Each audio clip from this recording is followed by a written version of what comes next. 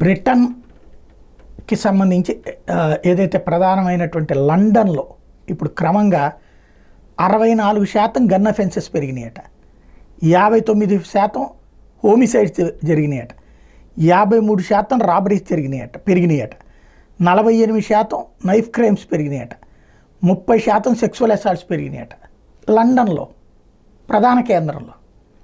ఏంటిది అంటే వలసలు వచ్చినటువంటి వాళ్ళు, ఆఫ్రికా నుంచి వలసలు వచ్చినటువంటి వాళ్ళు, లేకపోతే ఇతర దేశాల నుండి వలస వచ్చినటువంటి వాళ్ళు అక్కడ చేస్తున్న అఫెన్సెస్ ఈ సంఖ్య క్రమంగా పెరుగుతోంది కానీ తగ్గటం లేదు.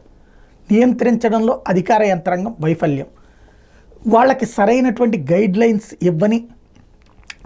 ఇవ్వని ప్రభుత్వాల తీరు, క్రమంగా ప్రజాగ్రహం పెరుగుతోంది. ఇదే పరిస్థితి వివిధ రాష్ట్రాల్లో కూడా కొనసాగుతోంది. వివిధ ప్రావిన్సులు అంటారా, రాష్ట్రాలు అంటారా, ఏదైనా సరే ఎప్పటిదాకా ఈ పరిస్థితి కంట్రోల్ ఉంటుందో ఎవరికి అర్థం కానటువంటి సిచ్యుయేషన్ అయితే కనబడుతుంది అక్కడ.